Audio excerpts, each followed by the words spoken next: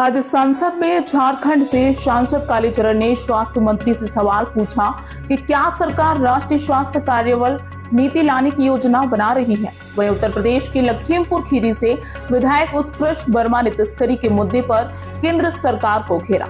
आइए देखें संसद में आज इस सत्र में क्या हुआ। आदरणीय अध्यक्ष महोदय,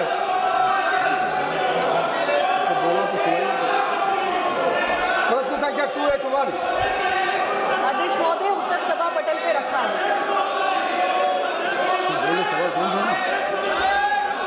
आदरणीय अध्यक्ष महोदय, आपने मुझे प्रश्नकाल में बोलने का अवसर दिया, इसके लिए मैं सादर आभार करता हूं। आपके माध्यम से माननीय मंत्री महोदय से मैं जानना चाहता हूं कि केंद्र सरकार एक राष्ट्रीय स्वास्थ्य संसाधन नीति national health work force policy लाने पर विचार कर रही है क्या, जो राज्यों के मानक भर्ती समय सीमा, स्टाफिंग, नर्स और नियुक्ति के लिए केवल मार्गदर्शन करे। अध्यक्ष महोदय, फिलहाल ऐसी कोई नीति लाने पर मंत्रालय में कोई विचार नहीं हो रहा है।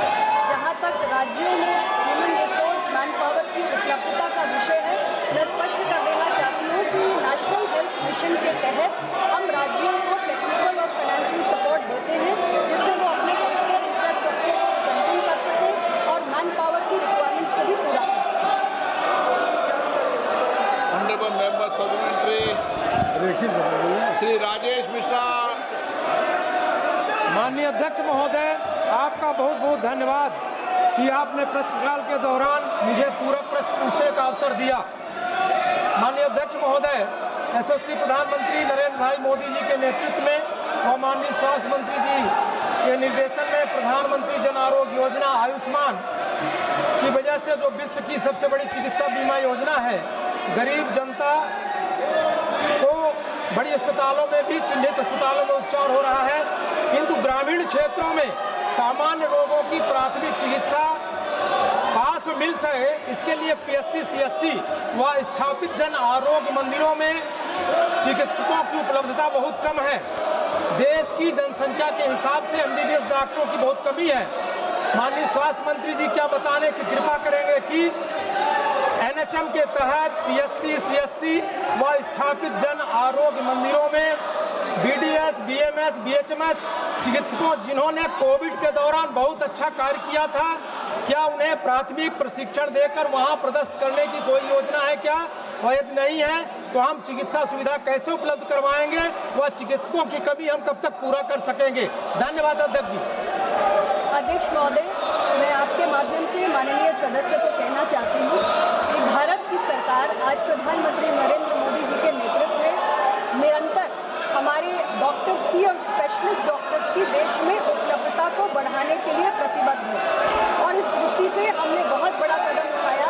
देश के अंदर 157 नए मेडिकल कॉलेजेस स्थापित किए, जिसके माध्यम से आज बड़ी संख्या में देश को डॉक्टर्स और स्पेशलिस्ट डॉक्टर्स मिलने जा रहे हैं। और इतना ही नहीं, जहाँ जहाँ हमने मेडिकल कॉलेजेस स्थापित किए, वहाँ पर हम को-लोकेशन में नर्सिंग कॉलेजेस की स्थापना भी कर रहे हैं, जिससे कि नर्सिंग स्टाफ भी मिल सके। जहाँ तक हमारे सीएचसी, पीएचसी या आयुष्मान आरोग्य मंदिर में मैन पावर की उपलब्धता का प्रश्न है, मैं पहले भी स्पष्ट कर चुकी हूँ कि एनएचएम के तहत हम राज्यों को तमाम किस्म की वित्तीय सहायता और टेक्निकल सपोर्ट देते हैं। उनके द्वारा जो पीआईपीज हमें प्रपोज किए जाते हैं उसके अंतर्गत, जिससे वो अपने यहाँ मैन पावर की जो आवश्यकताएं हैं उसकी भी पूर्ति कर सकें। और एनएचएम के तहत हमने बहुत सारे विशेष प्रबंध भी किए हैं, जैसे कि विशेष तौर से जो रूरल या हार्ड टू रीच एरियाज है, वहाँ पर डॉक्टर्स को रहने के लिए हम हार्ड एरिया अलाउंस देते हैं। इसी प्रकार अध्यक्ष महोदय, हमारे सिजेरियन सेक्शंस प्रॉपरली वहाँ पे कंडक्ट हो सके, उसके लिए जो हमारे गायनेकोलॉजिस्ट है, पेडियाट्रिशियंस हैं या एनेस्थेटिस्ट है, इनको भी हम ऑनरेरियम देते हैं। इसके साथ ही स्पेशल इंसेंटिव्स हैं एएनसी चेकअप्स कराने के लिए। और अब हमने राज्यों को नेगोशिएबल सैलरी का भी एक प्रावधान दिया है, जिसे हम कहते हैं यू कोड वी पे, यानी स्पेशलिस्ट डॉक्टर्स को हायर करने के लिए वो जो भी सैलरी कोड करेंगे वो राज्य उनको पे करेंगे। और इस तरीके से तमाम कोशिशें हमारी जारी हैं कि हमारे जो पीएचसी, सीएचसी और तमाम आयुष्मान आरोग्य मंदिरों पे जो डॉक्टर्स की या मेडिकल स्टाफ स्टाफ की कमी है वो पूरी हो सके, और इसके साथ ही हम मल्टी स्किलिंग ऑफ डॉक्टर्स भी कर रहे हैं NHM के तहत, ताकि स्पेशलिस्ट डॉक्टर्स की जो कमी है, जो उपलब्धता है, उसे देश के कोने कोने में सुनिश्चित किया जा सके। श्री JM हरीश बाल योगी। Thank you, Speaker, sir, for allowing me to give the chance to raise a supplement. Sir, I would like to draw the Minister's attention. My question is also quite similar to the previous colleague who has asked. Sir, the WHO recommends a doctor-patient ratio to be 1:1,000. But in my constituency, Dr. B.R. Ambedkar, Konaseema, the ratio stands at 1:21,279. And the nurse-patient ratio is 1:13,173. These figures reflect the acute shortage of medical personnel in my constituency. In the light of this, my question to the Honourable Minister is, what measures have been undertaken to address these shortages and improve the availability of medical personnel in rural and underserved regions like my constituency? Thank you. अपनी constituency के specific एक प्रश्न पूछ रहे हैं। मैंने जो broad policy है गवर्नमेंट ऑफ इंडिया की, देश में डॉक्टर्स की और नर्सिंग स्टाफ के शॉर्टेजेस को एड्रेस करने के लिए NHM के तहत भी और अदरवाइज भी, तो मैंने पहले भी विस्तार पूर्वक एक्सप्लेन की है। और मैं माननीय सदस्य को विश्वास दिलाना चाहती हूँ कि भारत की सरकार पिछले 11 वर्षों से, खासतौर से हमारा स्वास्थ्य और परिवार कल्याण मंत्रालय जिस गति से काम कर रहा है, आने वाले समय में हमारा डॉक्टर पॉपुलेशन रेशियो WHO के नॉर्म्स के अनुरूप ही होगा, और हमारे देश के किसी भी कोने में डॉक्टर्स की या स्पेशलिस्ट डॉक्टर्स की किसी भी प्रकार की कोई कमी नहीं होने दी जाएगी।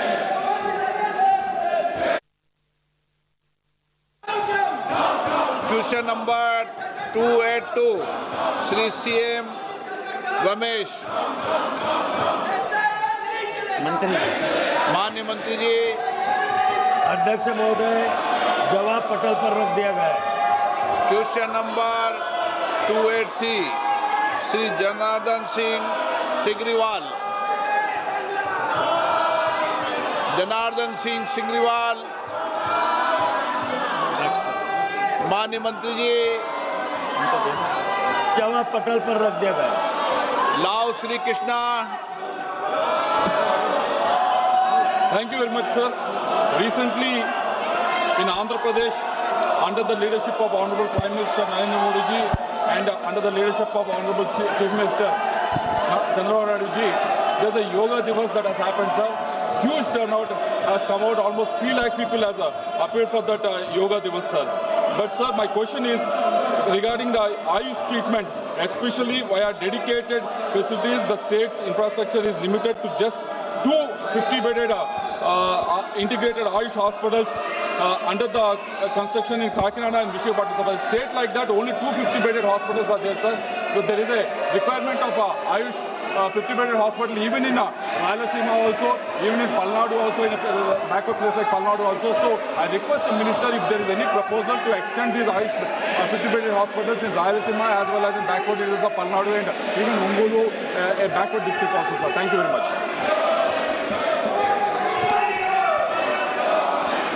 अध्यक्ष महोदय, आंध्र प्रदेश में स्वास्थ्य और परिवार कल्याण मंत्रालय के माध्यम से जो प्रश्न यहाँ पर पूछा गया है, उसमें NHM के माध्यम से यहाँ पर जो काम किए जाते हैं 60-40 के रेशियो में काम किए जाते हैं। आंध्र प्रदेश का जो वित्तीय आवंटन है स्वास्थ्य विभाग के माध्यम से 2013-14 में पूरे देश के लिए जो 36,000 करोड़ था,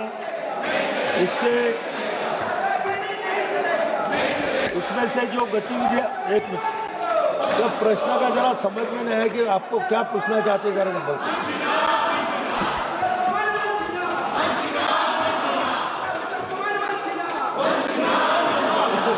Hello, sir. Can you hear me? Sir, there are only 2 50-bedded Ayush hospitals in state of Andhra Pradesh. In state of Andhra Pradesh, that too one in Visakhapatnam and other one is in Kakinada. But there is another region, backward region of Rayalaseema, which doesn't have a 50-bedded hospital. There is a region like Ongole, which is a backward district. There is my district also, which is a backward district, where there is no provision of a Ayush 50-bedded hospital. So I request you, is there extension of, is there the possibility for you to sanction more Ayush hospitals so that this facility can extend to even backward areas of Rayalaseema, Tamil Nadu and Ongole? This is the question. Thank you.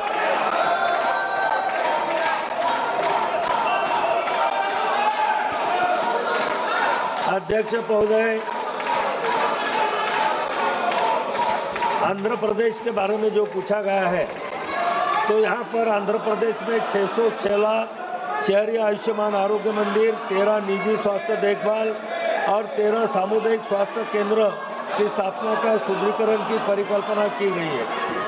अध्यक्ष महोदय, आंध्र प्रदेश में जिलों के पुनर्गठन के मद्देनजर अतिरिक्त 10 CSC और 13 PSC और 1786 भवन रहित यशस्वी आयुष्मान आरोग्य मंदिर की स्थापना के लिए राज्यों को आवंटित बजट के पुनर्नियोजन भी किया गया, जिसमें 571 इकाइयों को परित्याग करने वित्त वर्ष 2022-23 से वित्त वर्ष 2025-26 तक आवंटित यूनिटों की संख्या को 45 तक सीमित किया गया था। राज्यों के प्रस्ताव के अनुसार 1786 भवन रहित आयुष्मान आरोग्य मंदिर, 45 UAM, 26 IPHL और 24 CCB के निर्माण सुदृढ़ीकरण के लिए आंध्र प्रदेश राज्य के लिए 236 शहरी आयुष्मान आरोग्य मंदिर को भी स्वीकृति दी है। राज्य सरकार द्वारा दी गई सूचना के अनुसार PM अभियान के अंतर्गत 45 UAM में से वर्तमान में 5 UAM भी कार्यरत है। अध्यक्ष महोदय, PIK के माध्यम से आंध्र सरकार से जो भी यहाँ पर डिमांड आती है तो निश्चित रूप से उसे पूरा करने के लिए केंद्र सरकार से वित्तीय सहायता देने की कोशिश की जाए। श्री उत्कर्ष वर्मा, माननीय मंत्री जी, माननीय रसायन सूचना सभापति पर रख दी गई है। SP वाला मेरी लोकसभा इंडो नेपाल अंतर्राष्ट्रीय सीमा पर है और किसानों को समय पर खाद नहीं मिल पा रही। क्या मंत्री जी ये आंकड़ा बताने की कृपा करेंगे कि कितनी खाद अंतर्राष्ट्रीय सीमा पर नेपाल तस्करी में हर वर्ष चली जाती है, जिससे किसानों का हक मारा जाता है और उनको समय पर यूरिया नहीं मिल पाता? माननीय अध्यक्ष जी, सबसे पहले तो मैं ये बताना चाहूँगा कि फर्टिलाइज़र को किसानों तक पहुँचाना इसका मैंडेट मिनिस्ट्री ऑफ फर्टिलाइज़र की है और इसको हम बखूबी सारे देश में कर रहे हैं और उत्तर प्रदेश में भी हम कर रहे हैं। जहाँ तक लखीमपुर खीरी का सवाल है, वहाँ हमारी जो इंटर मिनिस्ट्रियल कमेटी के द्वारा यानी एग्रीकल्चर डिपार्टमेंट के साथ बैठ करके जो रिक्वायरमेंट बताई गई, वो यूरिया की रिक्वायरमेंट थी 1,21,918 मेट्रिक टन और इनको 1,30,276 मेट्रिक टन दे दिया गया है और इनकी जो सेल है वो 1,25,130 हुई है। अभी 5,146 स्टॉक में पड़ा हुआ है यूरिया। ये मैं लखीमपुर खीरी का बता रहा हूँ। उसी तरीके से डैप जो है DAP वो 12,801 इनकी रिक्वायरमेट थी, 14,847 इनको दे दिया गया है और जो सेल हुई है वो 10,662 हुई है, 4,185 ये इनके पास स्टॉक अभी पड़ा हुआ है। MOP ने 844 मेट्रिक टन इनको दिया गया है, इनकी रिक्वायरमेंट थी। इनको 2,377 मेट्रिक टन दिया गया है, जिसमें से इनका सेल सिर्फ 1,839 मेट्रिक टन हुआ है। 538 मेट्रिक टन इनके पास पड़ा हुआ है लखीमपुर खीरी में। जहां तक लखीमपुर खीरी का सवाल है, बॉर्डर डिस्ट्रिक्ट है और ये प्रदेश की जिम्मेवारी है कि वो बॉर्डर डिस्ट्रिक्ट पर होर्डिंग को रोके और स्मगलिंग को रोके, और ये रोकने की जिम्मेवारी प्रदेश सरकार की है। और इसमें जो हमारा है वो एसेंशियल कमोडिटी एक्ट ऑफ 1955 ये आता है, और इसमें फर्टिलाइज़र कंट्रोल ऑर्डर 1985 के तहत इसको रोकना और किसानों तक पहुंचाना, इसकी जिम्मेवारी प्रदेश सरकार की है। और स्टेट गवर्नमेंट्स को पूरी ताकत दी गई है कि वो स्मगलिंग को रोके। मैं यहाँ ये भी बताना चाहूँगा कि जहाँ तक एक्शन का सवाल है, ब्लैक मार्केटिंग के 140 केसेस नोट हुए हैं, होर्डिंग के 5 केसेस, सब स्टैंडर्ड के 24 केसेस, डाइवर्जन के 41 केसेस इस तरीके से ब्लैक मार्केटिंग के हुए हैं। और इसमें जो एक्शन हुआ है, number of licence cancelled and suspended black marketing में 2695, होर्डिंग में 62, सब स्टैंडर्ड में 106, डाइवर्जन में 294, टोटल 3157 केसेस पर लाइसेंस कैंसिल हुए हैं या सस्पेंड हुए हैं। शो कॉज नोटिस जो है वो ब्लैक मार्केटिंग पर 2811, होर्डिंग पर 391, सब स्टैंडर्ड पर 1351, डाइवर्जन पर 1442 और टोटल शो कॉज नोटिस 5995 यानी 6000 के आसपास हुआ है। इस तरीके से इंस्पेक्शन जो है वो 1,58,128 इंस्पेक्शन हुए हैं। तो अध्यक्ष महोदय, हमारी कोशिश है कि हम स्मगलिंग को, डाइवर्जन को, सब स्टैंडर्ड को और होर्डिंग को बखूबी रोकें, और इस काम में उत्तर प्रदेश सरकार बहुत तत्परता से काम कर रही है। क्या सरकार की भविष्य में योजना है कि किसानों की सब्सिडी डायरेक्ट उनके खातों में दी जाए?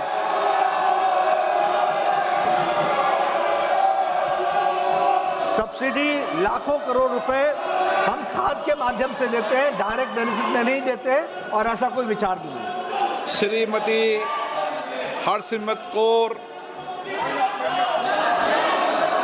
जी सर, मैं आपके माध्यम से माननीय मंत्री जी से पूछना चाहूँगी कि लगातार पंजाब में हर एक सीज़न में डीएपी की इतनी बड़ी शॉर्टेज भी आती है, और ब्लैक मार्केटिंग ऐसे होती है कि एक डीएपी के बैग के लिए जो 1350 रुपये का होना पड़ता है, तो उनको ज़बरदस्ती 3000 तक का दूसरा सामान भी खरीदवाया जाता है जो डीएपी चाहिए।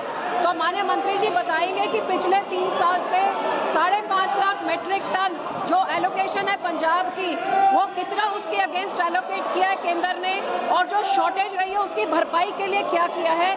और इसी के साथ मेरा सवाल जुड़ा है कि डीएपी की जगह जो एनपीके बेचा जाता है किसानों को एज अ सब्स्टिट्यूट, जो 1720 रुपये का है, क्या आप उसमें कोई सब्सिडी ज़्यादा कम करेंगे? क्योंकि अब चाइना ने जब एक्सपोर्ट बंद कर दिया है, अपने पॉलिसी बदल दिया है, जिस करके डीएपी की शॉर्टेज हो रही है, तो किसान डीएपी ना मिलने करके उसके ऊपर शोषण ना किया जाए, ब्लैक में उसको ना खरीदना पड़े, इसके बारे में आप क्या करें? क्योंकि आपके रिप्लाई ने बोला है कि ब्लैक मार्केटिंग में पंजाब में 2323 रेड्स हुए, लेकिन एफआईआर एक भी नहीं फाइल हुआ, जब मेरी अपनी कॉन्स्टिट्यूंसी में हर एक सेलर जबरदस्ती ब्लैक मार्केटिंग करके किसानों से पैसा वसूली कर रहा था जब डीएपी की जरूरत थी।